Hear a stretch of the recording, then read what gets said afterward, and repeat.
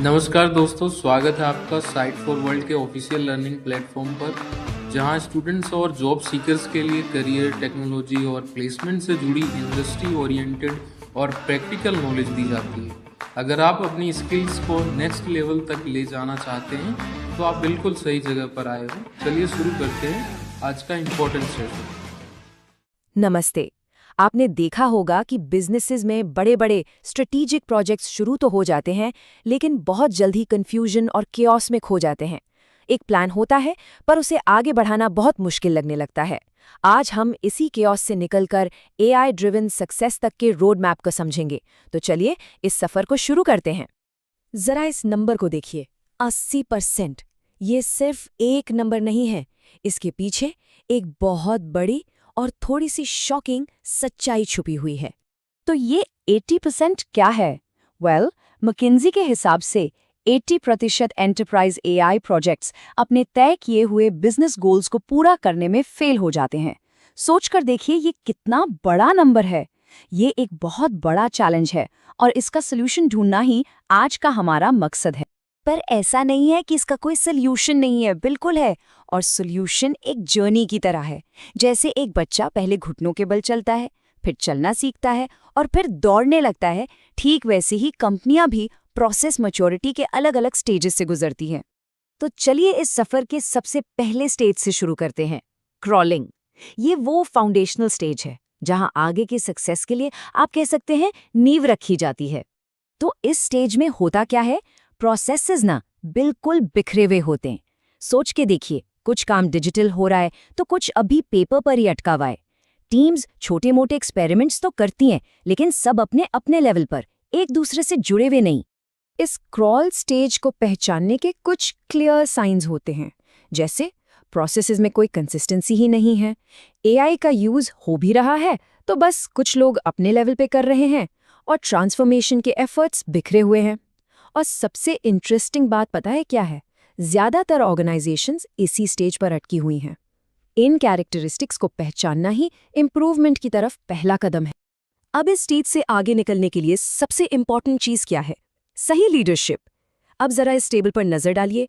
Research साफ दिखाती है कि ट्रांसफॉर्मेशनल लीडरशिप का टीम सक्सेस पर 70% पॉजिटिव इम्पैक्ट पड़ता है। क्यों? क्योंकि इस स्टेज पर आपको ऐसे लीडर्स चाहिए जो अलग अलग टीम्स को जोड़ सके, उन्हें बिखरे हुए एक्सपेरिमेंट से आगे बढ़ने के लिए इंस्पायर कर सके और एक कॉमन विजन दे सके। तो जब ऐसी लीडरशिप एक सॉलिड फाउंडेशन बना लेती है ना, तभी कोई ऑर्गेनाइजेशन अगले स्टेज में एंटर करने के लिए तैयार होती है, द वॉकिंग स्टेज। अब यहाँ फोकस शिफ्ट हो जाता है सिस्टमैटिक इम्प्रूवमेंट और ऑप्टिमाइजेशन पर। इस स्टेज का कोर कॉन्सेप्ट है वर्कफ्लो ऑप्टिमाइजेशन। मतलब क्या है इसका? इसका सिंपल सा मतलब है रोजाना के काम को बेहतर बनाना। कहाँ टाइम वेस्ट हो रहा है उसे हटाओ, जो स्टेप्स जरूरी नहीं है उन्हें निकालो, और जो काम बार बार हो रहा है उसे ऑटोमेट कर दो। सीधा सा मकसद है एफिशिएंसी बढ़ाना। और इस स्टेज पर आकर ना वर्कफ्लोज भी बदलने लगते हैं। देखिए, एक तरफ है लीनियर वर्कफ्लोज, बिल्कुल सीधे स्टेप बाय स्टेप, और दूसरी तरफ है अडैप्टिव वर्कफ्लोज, जो रियल टाइम बिहेवियर और डेटा के हिसाब से खुद को एडजस्ट कर लेते हैं। इन दोनों में फर्क साफ है। अडैप्टिव वर्कफ्लोज का सबसे बड़ा फायदा ये है कि वो ज्यादा स्मार्ट होते हैं और बेहतर बिजनेस रिजल्ट्स दे पाते हैं। जैसे जैसे प्रोसेस कॉम्प्लेक्स होते जाते हैं, उन्हें मैनेज करने के लिए एक नया टूल सामने आता है, सब प्रोसेस। बेसिकली ये एक बड़े वर्कफ्लो का छोटा सा इंडिपेंडेंट हिस्सा है, जिसे आप एक सिंगल स्टेप की तरह यूज कर सकते हो। इससे होता क्या है? कॉम्प्लेक्स प्रोसेस आसान हो जाता है। अब स्क्रीन पर इस वर्कफ्लो डायग्राम को देखिए।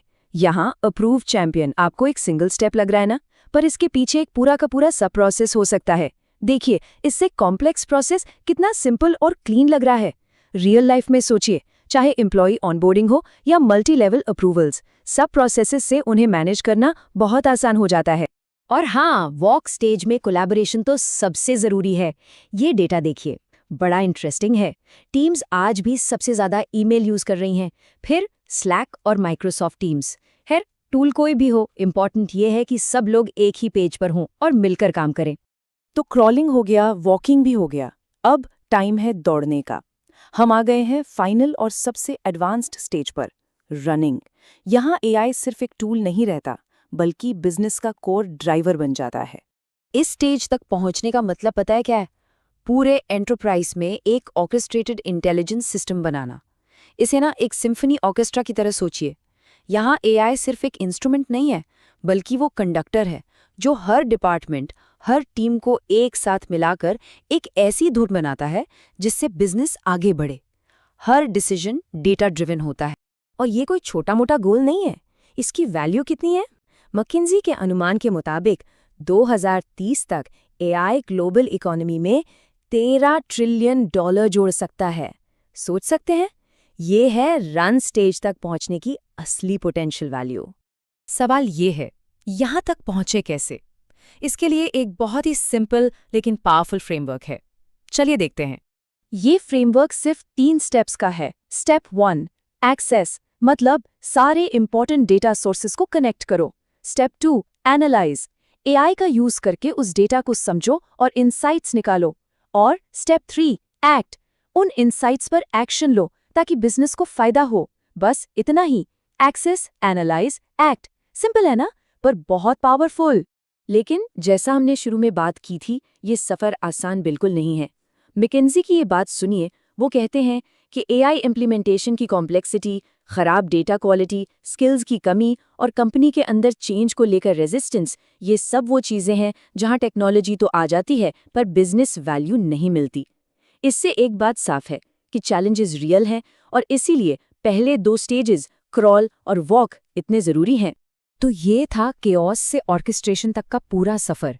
अब आखिर में सबसे ज़रूरी सवाल, इस मॉडल को समझने के बाद आपकी टीम या आपकी कंपनी खुद को कहाँ देखती है? क्या आप अभी क्रॉल कर रहे हैं, वॉक कर रहे हैं या फिर रनिंग स्टेज में हैं? इस पर सोचना ही आगे बढ़ने का पहला कदम है। क्योंकि हमारे चैनल को सब्सक्राइब कीजिए और वीडियो को अपने दोस्तों के साथ शेयर जरूर कीजिए। कमेंट सेक्शन में अपना डाउट या नेक्स्ट टॉपिक लिखना मत भूलिएगा।